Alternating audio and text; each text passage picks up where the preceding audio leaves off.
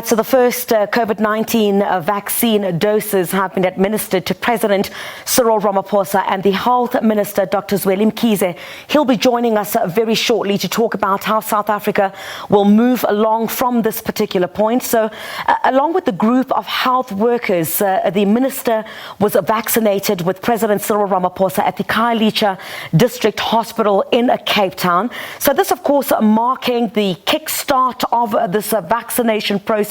You'd recall, of course, that the vaccines arrived at Tambo International Airport yesterday. That's the Johnson & Johnson vaccine. You'd recall, of course, after South Africa had also experienced a minor setback with regard to the AstraZeneca vaccine. So now, with this process officially getting underway, many describing it as historic, especially in South Africa's move towards fighting the COVID-19 pandemic. So the minister getting his jab alongside the president today.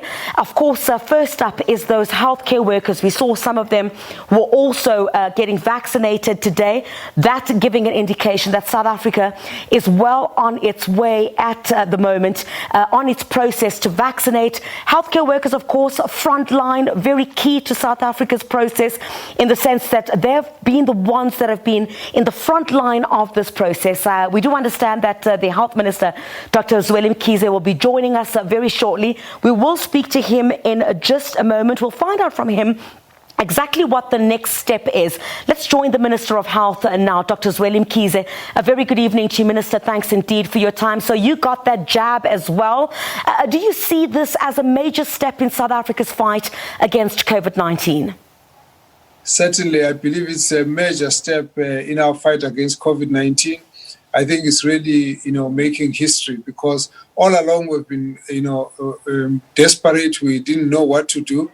But right now, I think we've got now an additional armament to be able to help our people to be able to face the problem of COVID-19, particularly our health workers, whom we're very, very grateful to. For now, they will be able to get, some protection, which will help them to face the problem as they nurse all our people. Yeah. Minister, so how many healthcare workers were vaccinated today? We've heard about some of the Eastern Cape at Steve Biko Hospital as well, and where you were in Cape Town as well. We don't have the numbers yet. We are hoping that in the next few hours or so, we'll be able to get a tally because there's still some vaccination going on at this point, so we expect that we'll get a tally for the day. But since we started in the afternoon, we don't expect that it will be too many. But what is most significant is the fact that all of the sites that were designated have been activated, and the fact that we have started is, I think, the major step on its own. And then, of course, we expect that the program will be unfolding on an incremental basis. For the next few months, we're going to be increasing every day how many more people are able to vaccinate. This move is certainly something to celebrate, Minister. What happens next in terms of the expected additional vaccine doses that South Africa is expecting? Because surely we would need to move with some kind of speed to reach herd immunity, and we'll have to vaccinate a sizable population number to reach that, even with the threat of a possible third wave in the country. Actually, this vaccination opening today is an indication of us moving fast because had we not been interrupted by the challenges around the AstraZeneca, we would in any case have started this week. But we've been able to close the gap and started still again on this week. And therefore, that's because we wanted to make sure that we don't delay or lose any more time. In the next 4 weeks, we expect that we should have received about 500,000 doses of the same Johnson & Johnson vaccine. And then in that period, we also expect to get some early deliveries from Pfizer. And so we have to really move with speed. We've got a whole team revising our program to try and see what is the fastest way we'll be able to deliver the vaccines. And we're going to be tailoring that based on the scheduled deliveries that will be coming out on their signed agreements. Very quickly, Minister, there were some challenges regarding the AstraZeneca vaccine, the issue around the expiry date. When is this one expiring?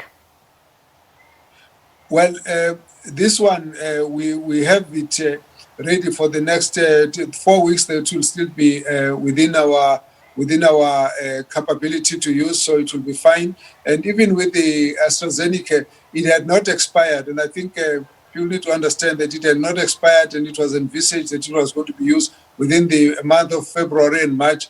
By the time we go to April, we would have used most of it. And so the real issue really for us is that we are going to continue to vaccinate our people, but from the point of view of the AstraZeneca one, will make that available to other countries who have come out in large numbers, also request that they should be given this because it's still in good use. So we have enough space to be able to vaccinate for the next few weeks without any problem.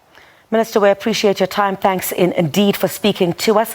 We'll have to let you go. All right, I understand that we're going to cross to one of the SABC news reporters, Lerato Fekisi, very shortly. She will be in Port Elizabeth. There as well, the rollout of the vaccine also got underway in the Eastern Cape today. And we'll find out from her generally what the sense was amongst those health care workers who got that jab as well. And I think as well, in terms of the rural communities as well, how the Eastern Cape Department of Health is expected to handle the issue pertaining to how they will be able to get to those particular rural parts of that particular province as well.